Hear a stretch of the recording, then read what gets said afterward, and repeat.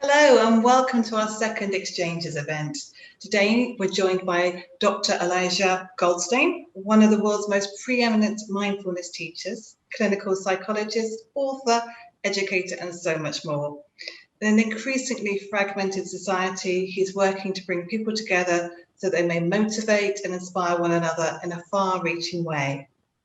At the end of today's session, as we've done before, you'll have the opportunity to ask questions. You can either use the message section and I'll read them out for you, or if you prefer to ask them in person, we'll just ask you to raise your hand on screen just beforehand. And if you have any technical problems, Jason is on hand and he'll help. And Jason's just going to pop his telephone number in the chat area, so you can call him if you have any problems. So welcome, and I'll hand you over. Wonderful.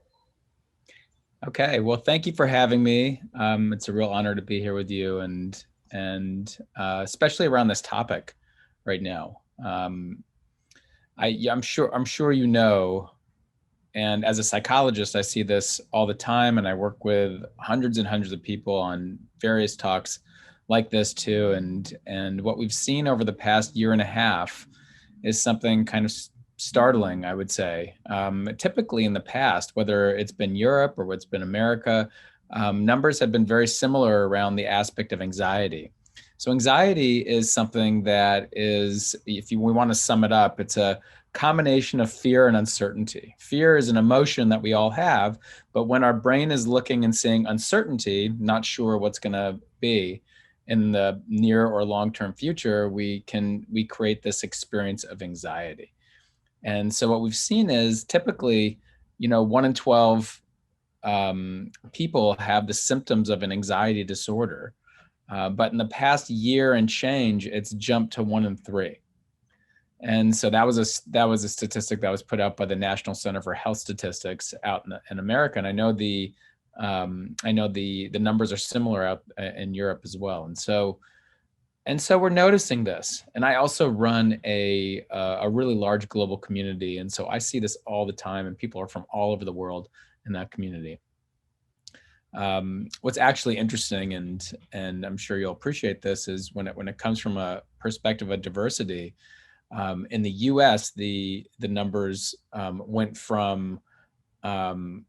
jumped from a poll where 53% of Americans felt like the pandemic was taking a toll on their mental health. And when you went to the African American community, it jumped to 68%.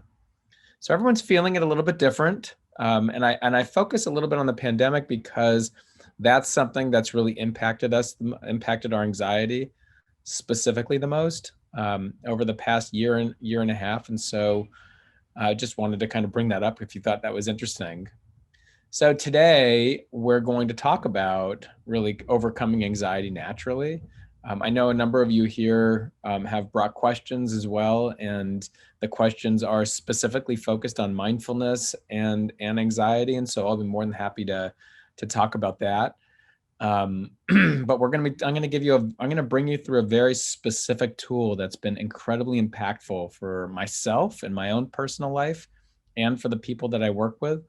And I'll bring you through it step by step. So by the end, you're going to have something, a takeaway that you can really apply in your life. And with practice and repetition with anything, that's how our brain strings together a habit or what we might call memorizes a procedure.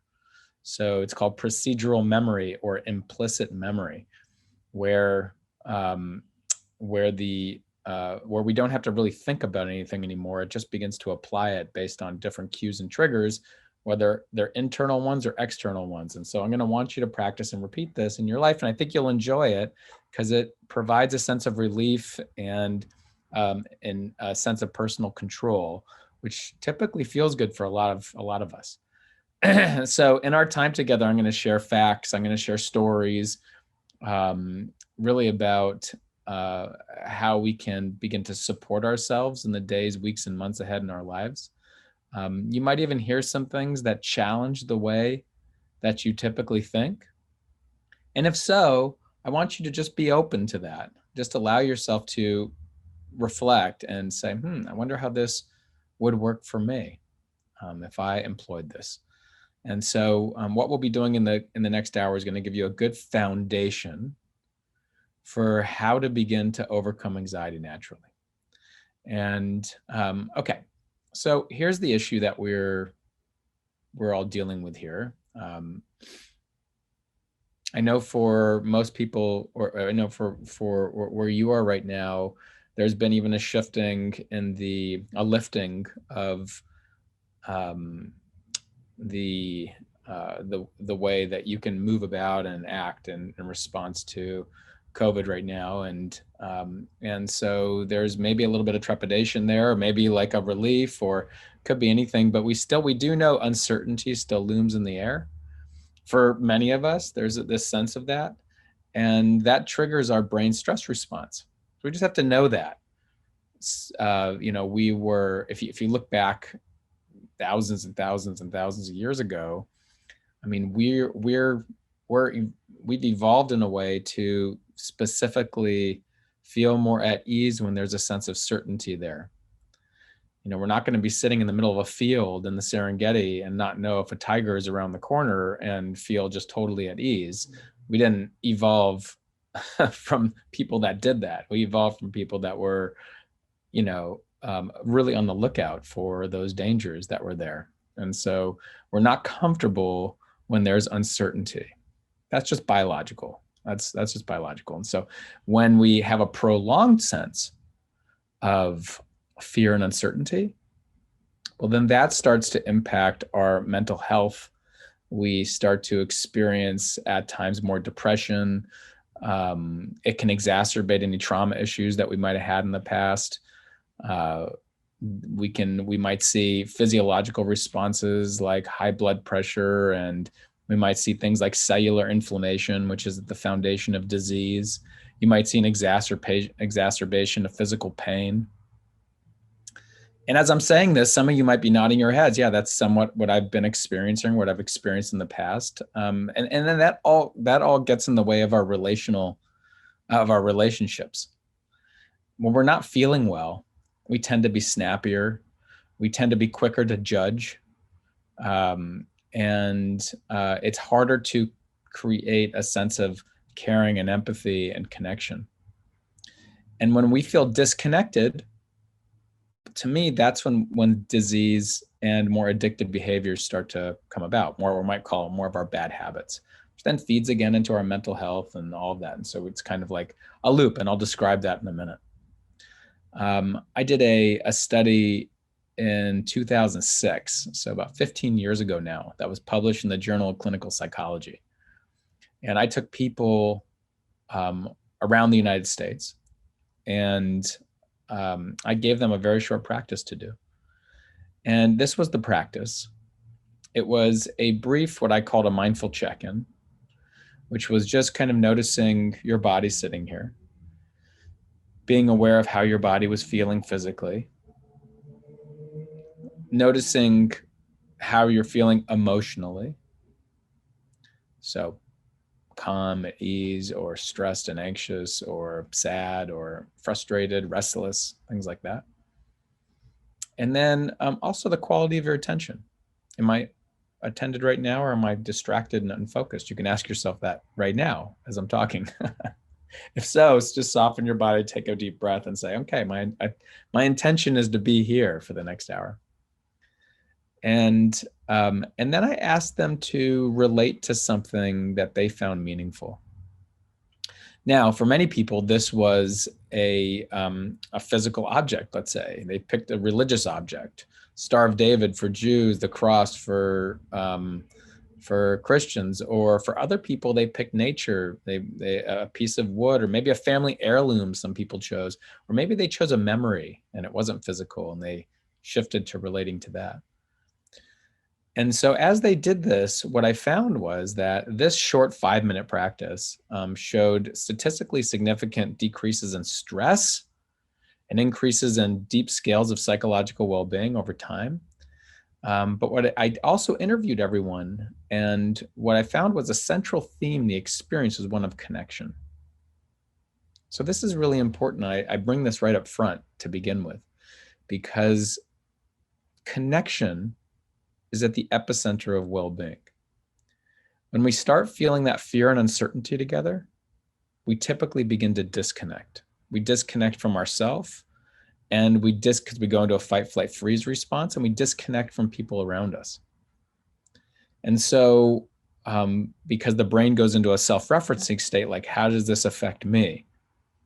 And what do I need to do right now to get away from this uncomfortable feeling? And so it's just me, me, me, me. And you know this, if you struggled with anxiety, if you struggled with depression in the past, it's a very me, me, me type of thing. And there's a part of the brain that's involved with self-referencing, this cortical midline here, which is basically in the center of our brain and back, that lights up pretty heavily when we're experiencing more anxiety and depression too. And so what we're doing is we're moving towards connection. Connection is the healing space. And so it's connecting to ourselves, connecting to other people. And so just to kind of just underline that. So connection is at the epicenter really of resilience and well-being. Okay, so let me explain this first thing. The first thing we have to know about anxiety is that anxiety is experienced as a loop. Now, what does that mean? So the moment you something happens, whether it's an internal trigger or something happens externally, like you read something on the news, or maybe you feel a little uncomfortable in your body, so you start worrying about that. The moment a trigger happens, it begins to create a whole cascade of feelings. So I'll share this with you with a story. So in the beginning of COVID, right when it began, my wife and prior to even knowing that it was really a big thing, my wife and I took a long awaited trip away from our kids. We have 3 kids, 12, 10, and 6 now, 3 boys. And we went up to Northern California up here, and we stayed at a place that we had been looking forward to staying for a long time, overlooking the ocean, a beautiful place. And we get a call, a text from our friend, which basically said, like, LA is going to be going into lockdown soon. You need to get home immediately. You may not even be able to get back if you don't get home. We're like, what are you talking about? So like, when we first got that text, at first I was like, what is this? What are we talking about? And like immediately what started happening was my heart rate started going. I started thinking about like all the potential catastrophes if we couldn't get home to see our kids. And then I started noticing my muscles started tensing, and I was started to kind of plan and rehearse all this type of stuff. And so I noticed all this happening, and my wife and I were kind of bouncing off of each other while this was going on, because both of us were feeling anxious. And then I noticed that, I'm like, hold on a second. I noticed my body tensing. I began to soften, and I took a deep breath. I released it with the exhale, like all the tension I was holding, I released it. Meaning like I was like, I let a big exhale out, which my body had been holding all of this in this moment. And I noticed that I was stuck in something called the anxious loop. The anxious loop is a combination of thoughts, emotions, sensations, and actions. So if you can imagine it in a loop here, thoughts, emotions, sensations, and actions. And our brain, the first thing that happens when we come in contact with anything, whether again it's an internal cue or an external cue, is our brain makes an interpretation. Is this good or bad, right or wrong, fair or unfair? Am I safe or am I unsafe? Because if I'm unsafe, I have to do something about it, because I'm wired to survive, not just be happy. If I'm not going to survive, happiness is off the table anyway. So survival counts first. And so our brain's always going to interpret it that way. And so I want you to think about this for a second. For yourself, think about the last time that you were anxious and about anything. And it could be something right now. Just think about like a memory for a moment, like when you felt anxious about something. It could be not, and when you think about the memory, I don't want you to think about like the worst case scenario, like some past trauma. Something a little bit smaller, more manageable. Again, this could have been a piece of news you read just on your online this morning, or you might be feeling a little anxious about the lifting of some restrictions that are there and like what it's going to look like out in the world right now. Or it could be anything, something with your kids, if you have any, and so, or your aging parents, or think about that and think, okay, what was the thought? What was I worried about? And or it could be something you're experiencing right now, and then say, how is my body feeling in the moment where I was feeling anxious? Remember, fear, what happens when we start feeling fear is it kicks a nervous system response in line, fight, flight, freeze. And so what's going to happen is typically blood flow is going to start shifting in your body towards your muscles, because you got to get ready to move. That means your heart's going to pump faster to get it going there. Your nerves are also going to pull on your muscles to get them more constricted, and then you might start breathing faster because you got to get ready to move, and so you're going to have a physiological response. You might start sweating. If you don't have anywhere to go, and you can't release that energy in any way by fighting or fleeing, you might notice yourself start getting lightheaded, because it's almost like a flooding of energy. It's meant to be released, but you're not releasing it, so it's starting to flood. That's why in panic attacks, that's like the anxiety, and it's not being released in the way that it needs to, and so we start kind of getting overwhelmed by it, and we start dissociating sometimes, or feeling like lightheaded, or that kind of nauseous at times, whatever. So for me, if you notice that, just kind of name how you're feeling physically, and you'll see that your body is holding on to something. It's literally your nervous system holding on to something. So you had a certain interpretation, safe or unsafe. Then you had a physiological response, which was fear, typically, restlessness, agitation, something like that. Then the action might have been, you might have chose to go on a walk, or maybe you chose to worry like I was in that moment, or but what's the important piece here around the anxious loop is we need to really begin to recognize it when it's happening. When we're able to name something, we bring more blood flow to the prefrontal cortex. We bring it out of the amygdala, which is the limbic center, and the limbic center of our brain, where we experience the emotional response. And we bring blood flow to the prefrontal region, which is more involved with emotion regulation and impulse control. And what we want to be able to do is, and when we name things, we bring blood flow there, and we recognize it, we tend to come back into a state of equilibrium, or at least a state of perspective, a space of choice. I'm sure you've heard that Viktor Frankl quote. He was a psychiatrist and a neurologist and a Holocaust survivor. He said, between stimulus and response, there's a space. In that space lies our power to choose our response. In our response lies our growth and our freedom. So what we're doing here is we're recognizing that space and widening it. So we're more aware of the choice, possibility, and freedom that's there. So we recognize it. I'm in this anxious loop, or we say fear, fear, fear. That's here. And so this is what I did. Then I was there. I was able to recognize my body was really tense. I softened my body. I'm not arguing in my head. Oh, I'm afraid. Should I be afraid? Should I not be afraid? What are reasons that I shouldn't be afraid? Or what are all the good things happening right now that I should just refocus on right now? Not the anxiety, but all the good things. That stuff doesn't really work that well. First, we need to interrupt the loop that we're in. We need to name it. I'm in this anxious loop. And so I encourage you to do, even after our time, is see if you can see that anxious loop as a circle: thoughts, emotions, sensations, and behaviors, and map it out for yourself. What kind of thoughts do I have? What kind of emotions do I have? What kind of sensations do I typically have? What are the actions I typically take when I'm feeling anxious?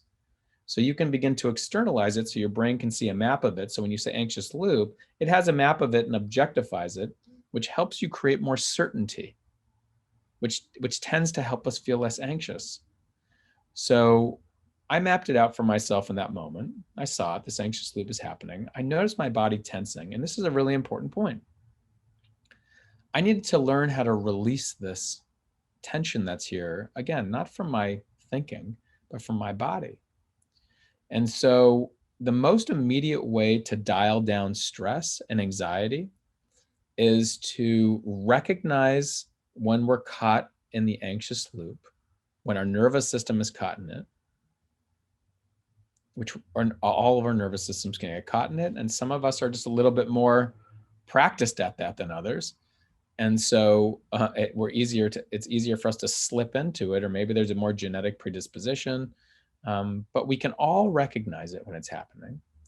And then it's a physiological response. So the most important thing to do to immediately dial down the anxious reaction is to contact it through our body first. What muscles are tensing right now? What muscles are holding right now? Where am I noticing the bracing that's going on?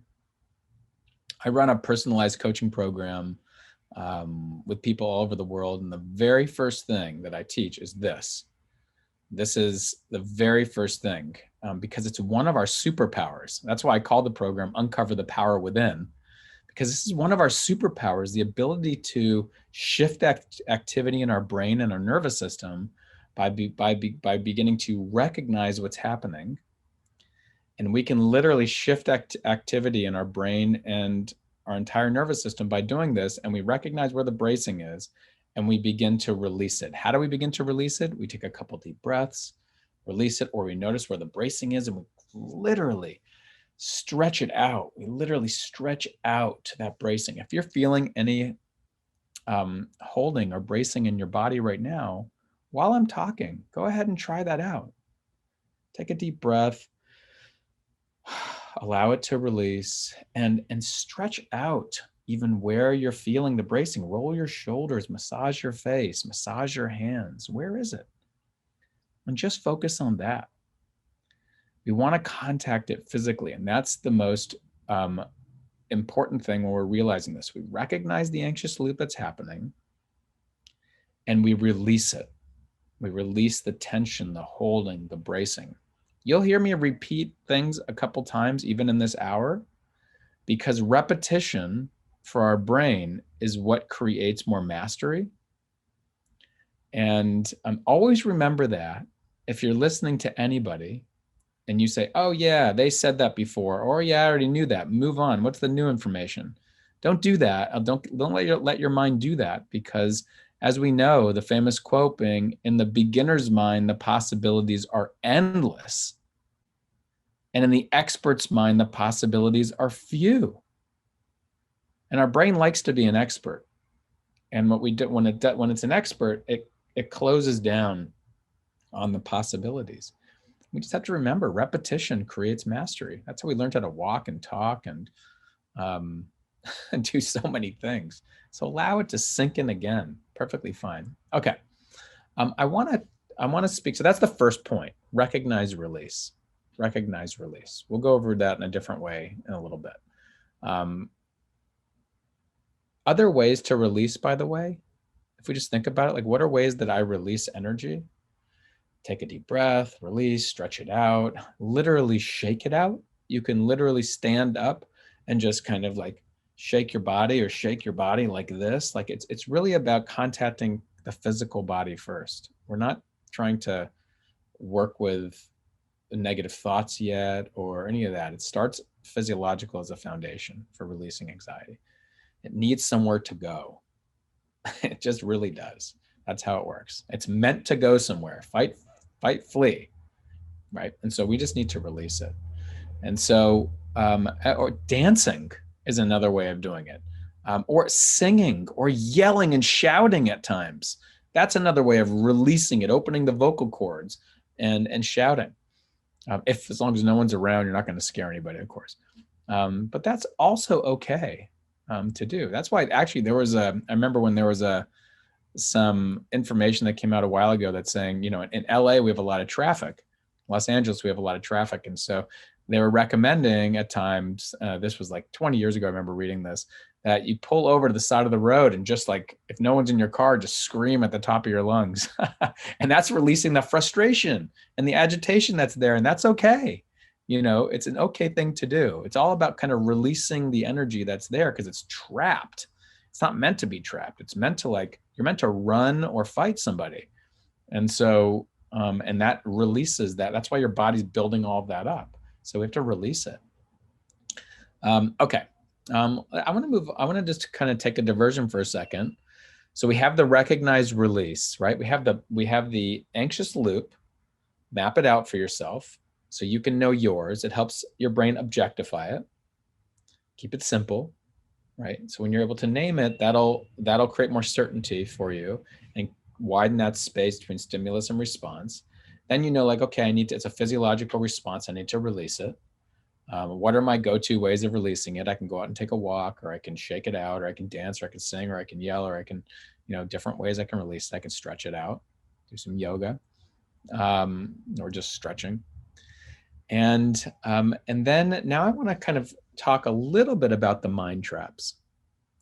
Because now that we've gained some wherewithal about like what's happening and we've recognized it and released it a little bit, there are certain things that we have to understand about the way our brain is interpreting situations and the way we're believing it. And that's why we get caught in that anxious loop, is because our brain sees a particular situation, it believes it, and then it runs with it. And that's why we get really nervous. So the first thing to understand, and this is kind of catchy, and you might have heard it before, but remember this, that thoughts themselves are actually not facts. But our brain is going to think of the worst case scenario to help us plan. And as it thinks of that, our nervous system takes it in as if this is what's happening right now. And so we start kind of getting this fight, flight, freeze response. But we have to understand that if you were to, and I'll just kind of describe this to you. If you were to wake up in the morning and you got a terrible night's sleep, let's say, and you got out of your bed and you walked to the bathroom, and on the way you bumped your shin on the corner of your bed, and then you went into the bathroom and you decided to take a shower, and it turns out all the hot water was out. Something wasn't working right. The heater wasn't working right. And so you took this cold shower and then you went and got dressed, and you went to the kitchen and you made your coffee or tea or whatever. And by the time you drank it, it was kind of lukewarm.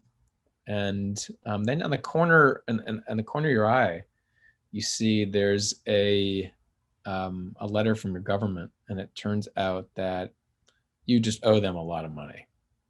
Turns out they're saying you owe them a lot of money, taxes or whatever. And so whether it's true or not, you're going to have to deal with it. It's going to take hours. And so you decide to just go take a walk outside. And as you do that, you get outside and you see a friendly acquaintance walking towards you. And from the place that you're in, you smile and wave, and they just look at you and walk on by. You're going to have a particular interpretation based on the person just looking at you and walking on by. If I reversed that and said you woke up in the morning and it was this incredible morning and everything, you put on new clothes and you got these new soap in the shower, and it was like aromatherapy, and you had the best tea or coffee, in the morning. And then it turns out there was a letter that you opened up that turns out you came into a huge sum of money. And so you walked outside and that same event happened where you smiled and you waved and they just looked at you and walked on by. You would have a different interpretation, most likely. And I've run this scenario across thousands and thousands of people. And upper 90% of people have different experiences, different types of thoughts come up in the different scenarios. Now, it's the same person for them, the same event, same person smiles, same person just looks at them and walks on by. Well, if thoughts were facts, it wouldn't matter how they were feeling or what the precipitating event was. It would it would be the same. Like, it doesn't matter whether you're sad, angry, happy, joyful. This is still a phone. That's a fact. Fact is something that's generally agreed upon by most people. The fact that thoughts shift and change depending on how we're feeling, interpret it, tells us just by the very definition of it that thoughts aren't facts.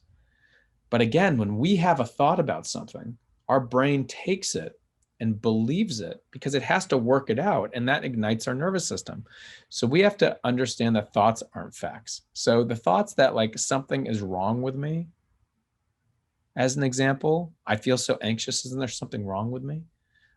Something's wrong with me can create shame. Shame is the exact interpretation of something's wrong with me. And shame is it recorded in the brain in the same area that stress is.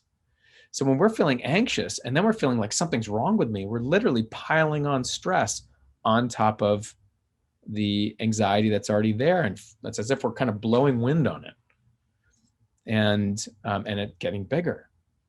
And so, and more, maybe it's getting even more overwhelming. So now we go from anxious to depressed. And so this idea that something's wrong with me, well, maybe that's not true.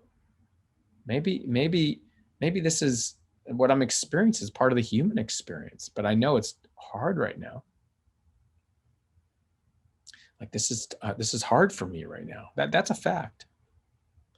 And in life, there's hard moments. That's also a fact. It's part of being human.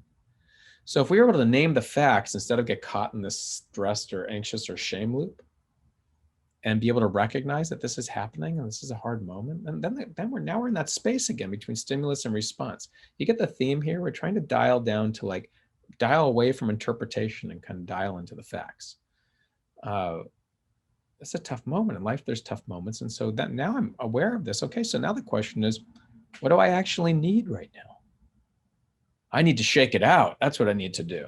I need to stretch out this feeling that's here. I need to go on a walk. I need to call a friend. I need to call my therapist. I need to go out in the garden and, just be with my plants. What do I need right now? I need to be outside and just let the sun shine. I need to lay on the ground and just like watch the clouds for 5 minutes. What do I need? I need to get to work. I need to focus. I have work to do. I need to refocus and just get to work. We get a lot clearer on that when we can balance out the brain a little bit from just all the blood flow retracted into the amygdala or the limbic system to now a more balanced out brain, because we've been able to name it, recognize it, and then even in that space say, okay, what am I really needing right now? So there's a short practice that I'm going to just have us do right now. This is out of my Uncover the Power Within program. It's called the Relax and Retune practice. For those of you who it's going to be very short. It's going to be kind of like a short guided meditation. For those of you who are not familiar with meditation, again, this will be very short, 5 minutes or maybe around that time. And it's going to be something that's more of a training a little bit around beginning to release the nervous system. So basically, I'm just going to have you kind of just check in with yourself for a moment. Then I'm going to have you just be curious about your breath, where you notice it, and then a little extra focus on the exhalation, as if everything in your body that's feeling a sense of holding or tension, you're just imagining it flowing out with the exhale. Tension in your body, busyness of mind, even distraction, just out. Whether you release and you feel like released, that's not relevant. It's more of like practicing. When you get on a bike, it's not like whether you're able to get on a bike and all of a sudden pedal and fly. That's not the point. Just that you're getting on the bike and practicing. That's more of a practice than outcome oriented. So just kind of play with this for a moment. So get in a comfortable position. Most important here is just that you have a straight spine. Not just for the reason that it creates an ease of breathing. I'll invite you to close your eyes. You don't have to. If you don't want to, just keep kind of a gaze towards your keyboard or your lap.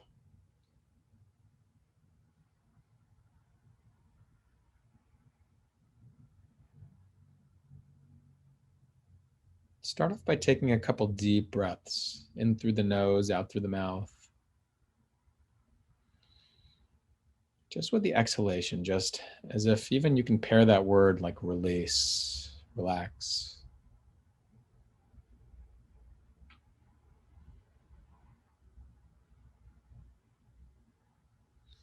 Noticing how your body's feeling right now.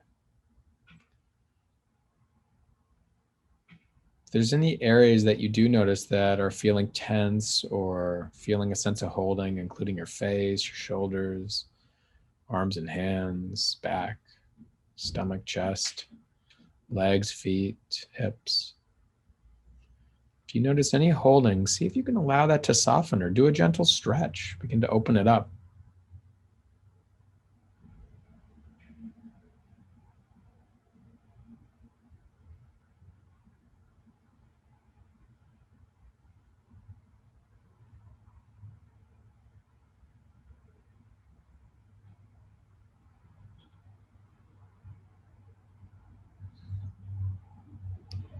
Now, with the intention of just focusing for a few moments,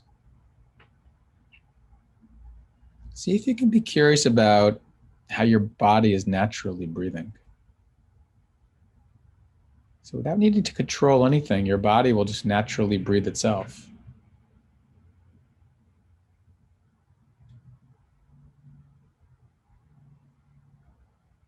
So breathing in and just being aware of the breath coming in. And breathing out and being aware of the breath going out, an opportunity to just release any holding or tension in the body, any busyness of mind. It's as if with the inhalation, we're just being present and aware. And with the exhalation, we're just releasing a little bit more into this space, into this moment. And just letting be.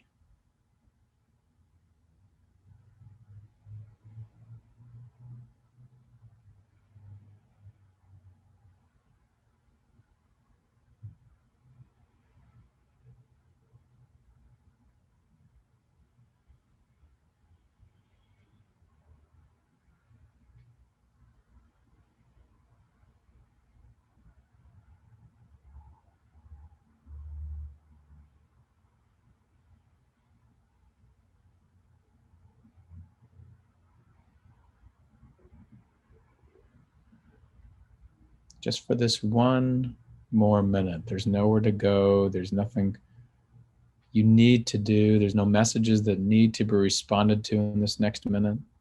Just being here, this breath, allowing life to be this simple, just releasing, relaxing a little bit more into this space with the exhale.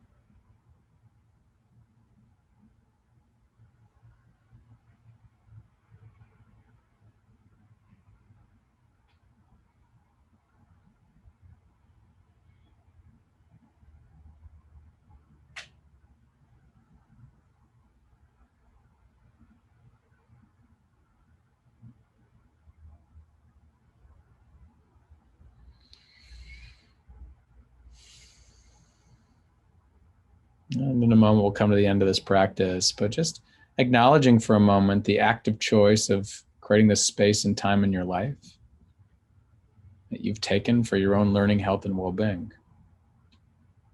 This is an act of self-care, so just a moment of acknowledging yourself for taking this time.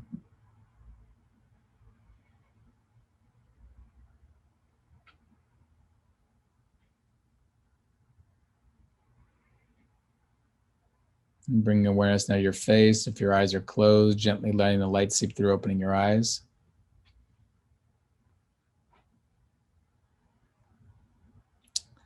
And so that's just like going to the gym. That's just like taking time that's a little bit more intentional and prolonged to just train your brain in the act of releasing and being present. And what that does is when you practice something intentionally over a span of time, it makes it more likely that you're going to remember to do it in your daily life, just like anything else. And so then we ask ourselves the question after we do any meditation or practice, we say, what did I notice in that? And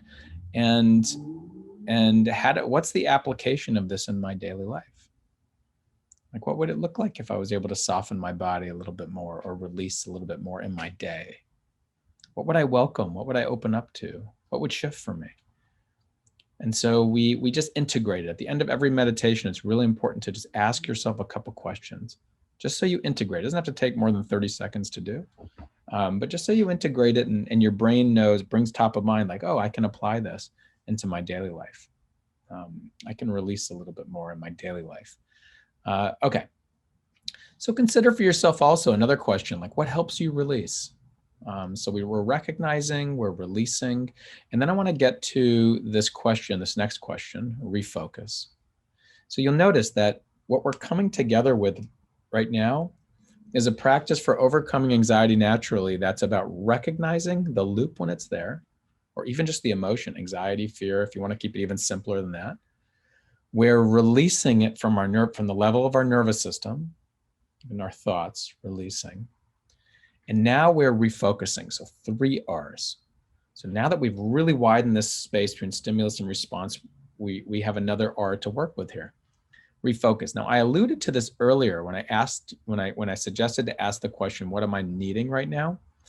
Questions, when we ask questions, it's like Siri in some way. Our brain searches for answers. And so if we ask ourselves the question, what's all the terrible things that can happen right now? Our brain's going to come up with all kinds of terrible situations and our nervous system is going to get pumped up. We ask ourselves the question, what am I needing right now? It's going to come up with ideas too. And then you can choose from those ideas, what are you needing right now, right? And then you might get a little bit more refined. You might know what you're needing. You might know what your go-to thing is that really supports you and helps you. And that'll become more fluid for you and it'll become more easily retrievable. But what do I need right now? And so we might need one of 2 things. We might need, when we're feeling anxious, we might need soothing. So we need to release, right? Might need to release, but we might also need soothing. Like my nervous system's inflamed right now. So I need to soothe this right now. What helps me soothe is a question we can ask ourselves. Sometimes just placing a hand on your body and bringing your attention to where that sensation of that hand is can begin to dials down our thinking, which can help soothe. Sometimes taking a warm bath can be soothing. Sometimes talking to a friend can be soothing. A loving, caring friend, or being with our pet and animal and just petting our animal can be soothing. What's soothing to me right now is the question, right? And so we start to know, what are my go-tos for soothing? Anxiety is like an inflamed nervous system. Just like you feel if you got burned in some way, your skin would need to be soothed. In this case, your nervous system needs to be soothed. And there might be a number of ways that you can soothe. And so I challenge you as a practice assignment from here is to make a short list of things that are soothing to you. And these can be your go-to things. So you're recognizing, you're releasing, and you're moving towards refocusing on soothing. This is what I'm needing right now. A second thing you might be needing is just more empowerment. Like I'm getting really beaten down by this fear in some way. I need to feel more empowered. So in this case, we might say to ourselves, my mind is telling me that there's so much to fear right now, so much to be afraid of. We might get into a stronger stance. And because we've gone through this and recognized that that's not a fact.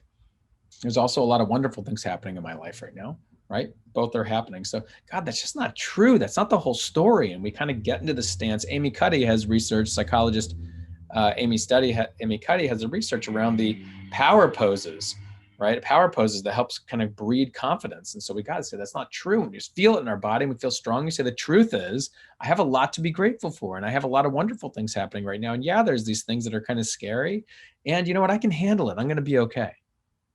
And then so we feel that with this pose and we get into a more empowered type of place. And that might also be what we're needing. So we might need just to release, we might need soothing, or we might need empowerment.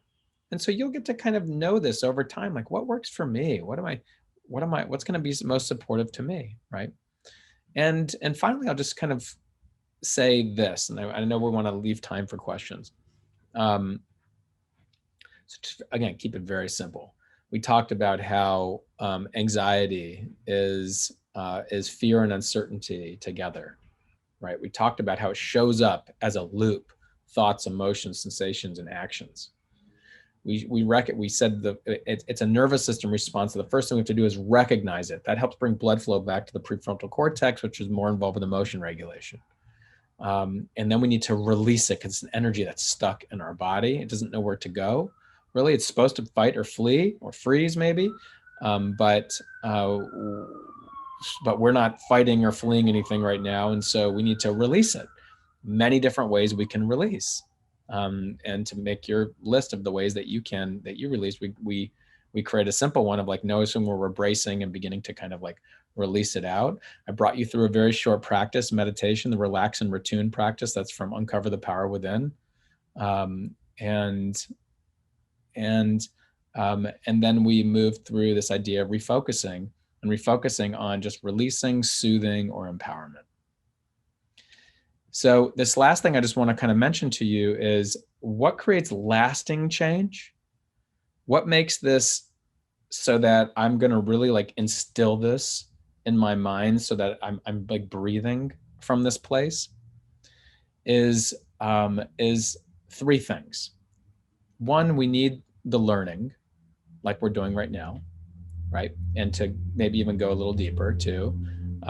And the second thing is we need other people who I have regular contact with who are also working on this type of material in their lives or want to also grow in this way, feel more confident for the betterment of themselves, or feel a greater sense of personal control so they can focus on what matters more and enjoy life more. I want people alongside that journey because we're tribal, just as human beings. And human beings are great cues and triggers for us to either deplete us, keep us numb, or nourish us in the direction we want to go.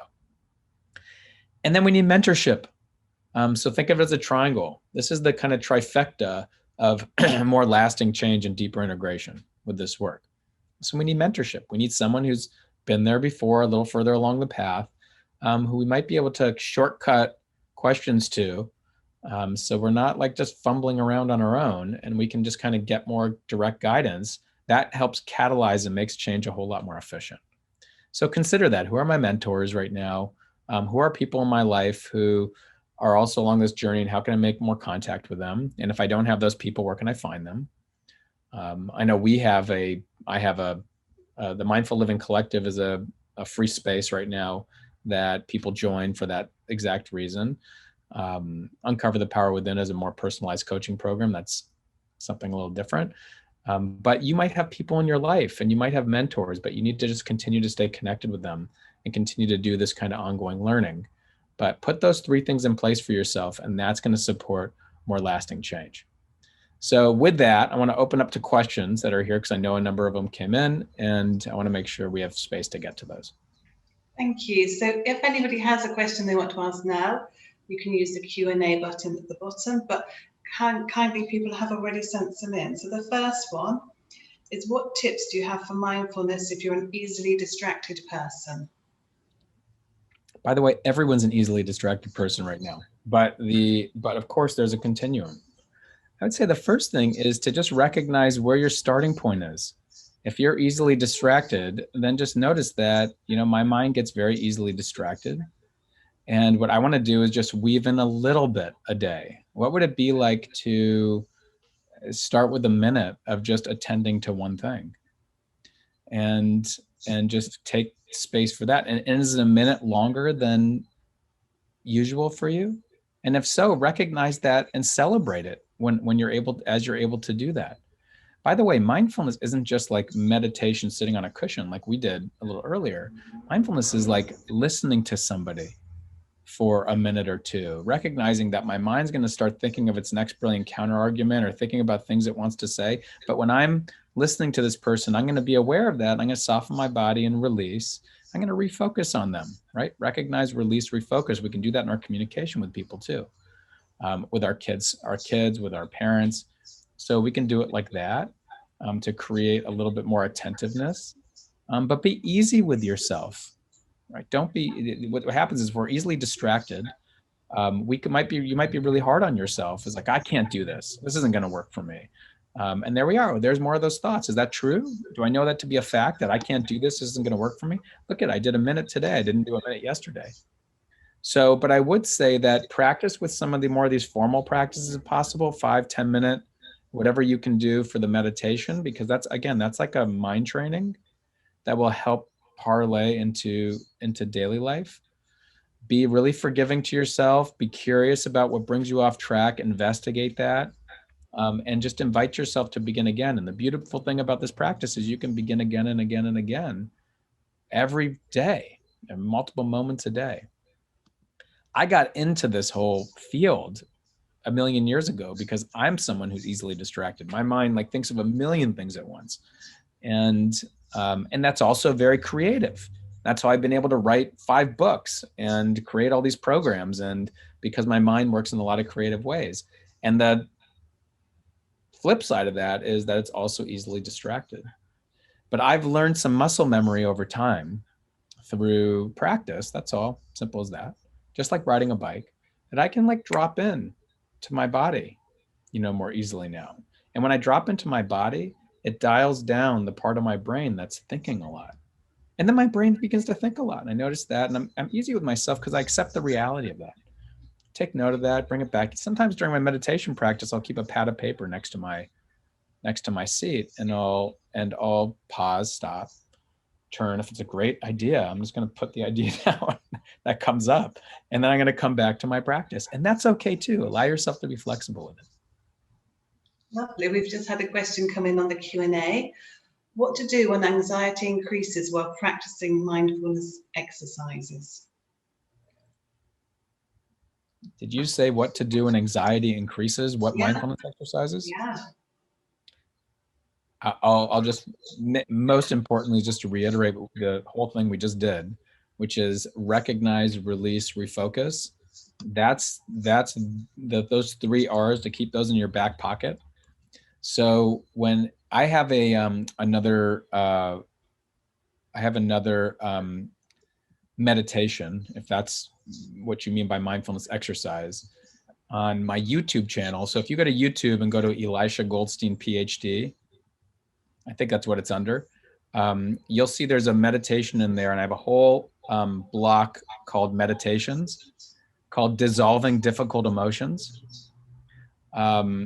And if you go under there, you'll also see, you'll also be able to practice with that. That's a great practice for dialing anxiety down or any kind of difficult emotion that's there. That's more of what we call a formal practice. And I have a whole segment under like anxiety release things or anxiety hacks, that kind of stuff. So make sure to check that out. That's going to give you more than I can even share with you right now. But don't discount the most important thing. If you just want to keep it really simple, because when anxiety comes, our brain isn't built to be reflective. It's built to be reactive, because it's telling our brain, I don't have a lot of time right now. I just got to make a decision.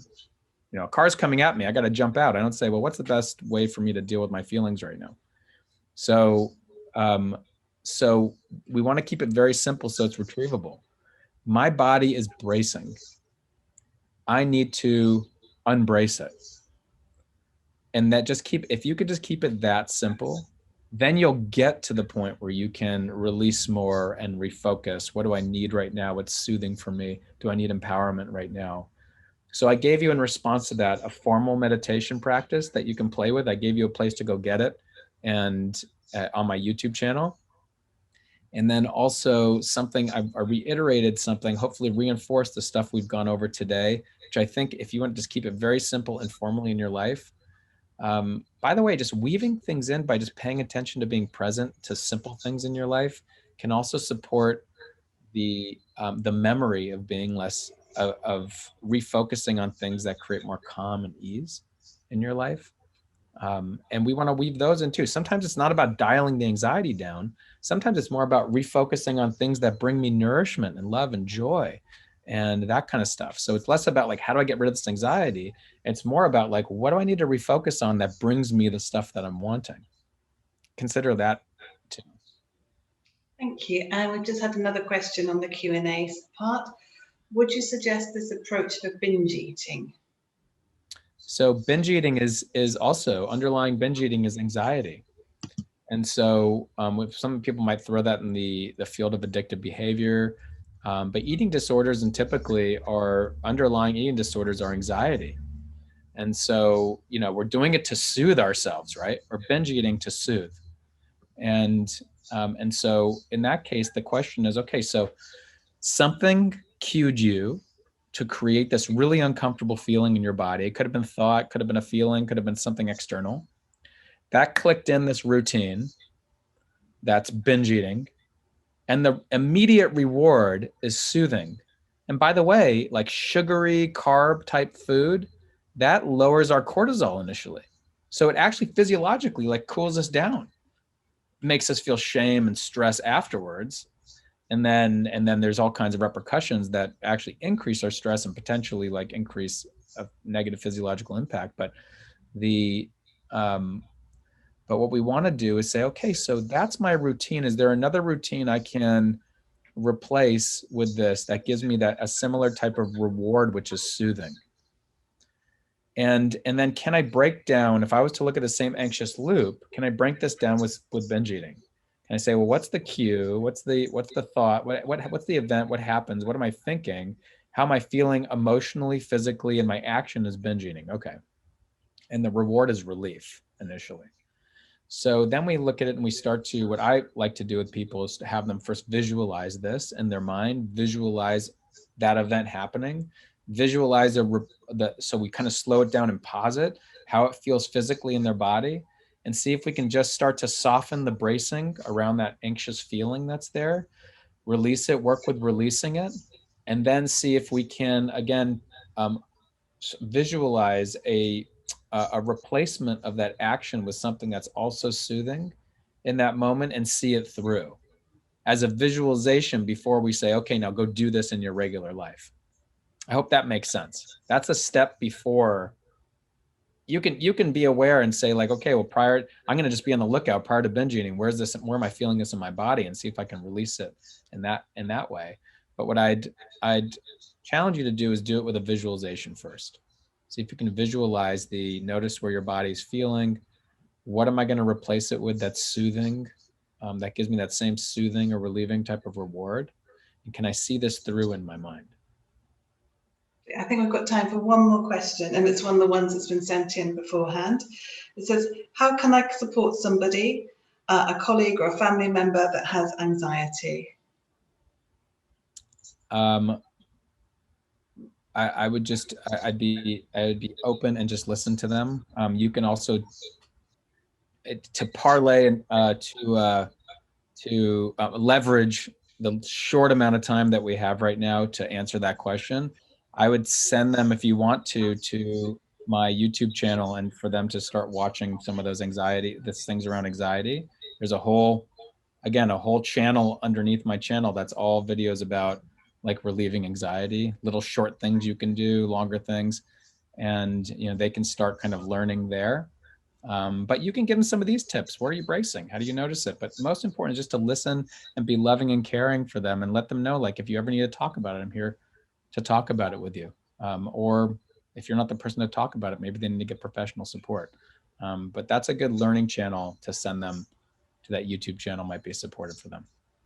Thank you. We still have a few questions, and sadly we've run out of time, but we'll make a note of those questions and pass them on, and we'll try as much as we possibly can to get some answers back to you. But thank you so much for being such an amazing and wonderful guest today. I think we've all learned something, and we will see everybody. We'll be announcing our next guest very shortly, and that will be in September. But thank you again so much for being our guest today. Thank you, everyone. My pleasure. Thank you. Bye. Reach out, be connected.